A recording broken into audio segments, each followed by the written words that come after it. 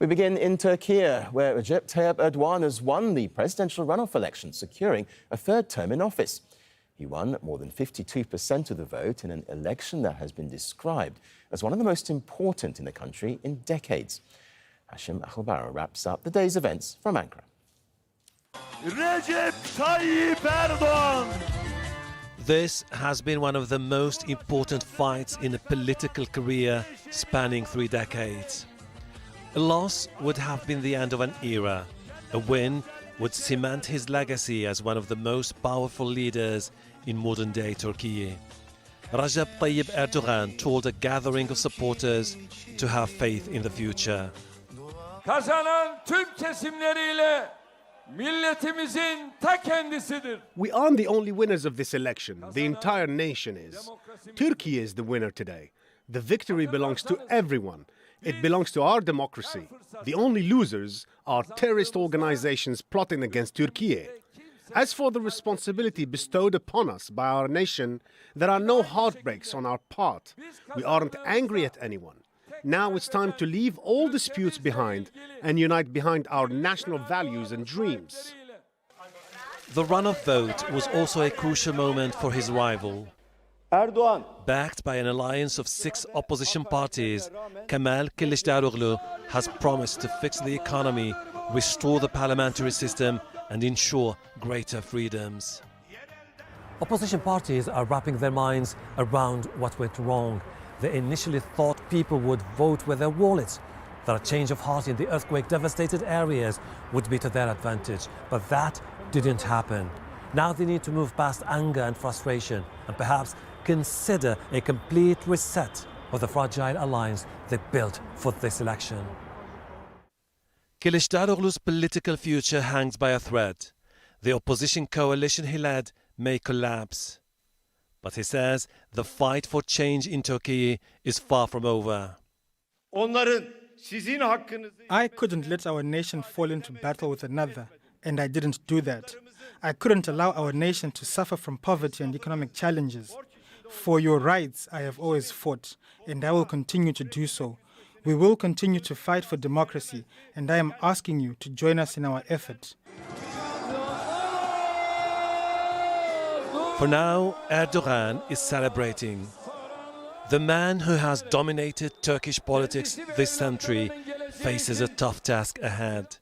Reducing skyrocketing inflation, rebuilding entire cities and improving strained relations with the West.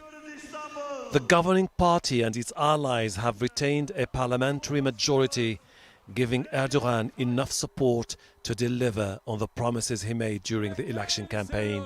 Hashim Akhobara, Al Jazeera, Ankara.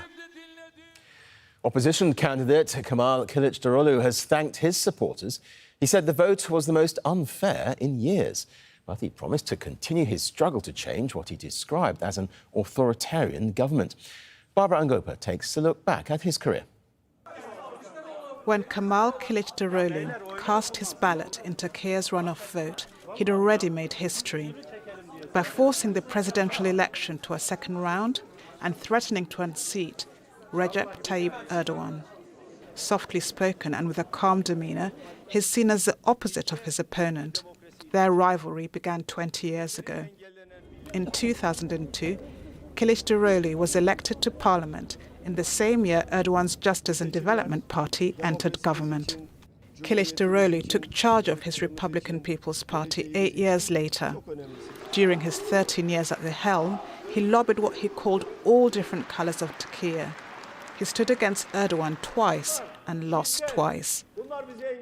He survived multiple attacks, including an attempted lynching in 2019, earning respect for his measured response to the violence.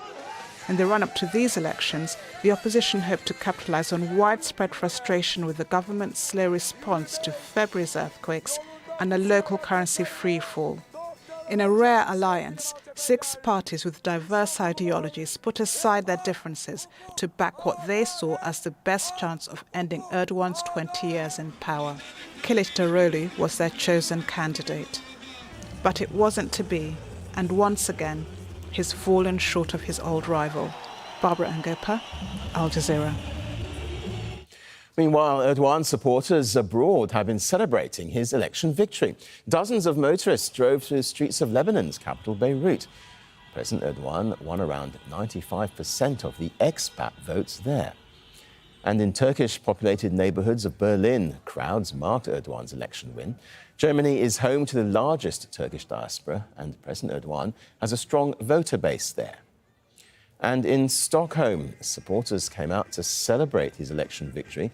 But Sweden is one of the European countries where he failed to receive the most votes. Now, Soner Çağatay is the director of the Washington Institute's Turkish research program. He says the election results show that Erdogan is the better option for Turkey. President Erdogan had incumbency advantages, control of institutions, information flow, and media. But I think Kemal Kilicdaroglu led an uninspiring campaign. President Erdogan admitted, maybe gambling, that there were problems. For example, after the earthquake, he belatedly apologized for lackluster relief efforts and admitted that Turkey was suffering from high inflation. But he made a case simultaneously that he could fix those problems. And I think Kemal Kilicdaroglu failed to make a convincing case to the electorate that he had put together a better team, which he would lead, that would govern Turkey better if he was elected. So in this regard, I think the campaign uninspired the electorate.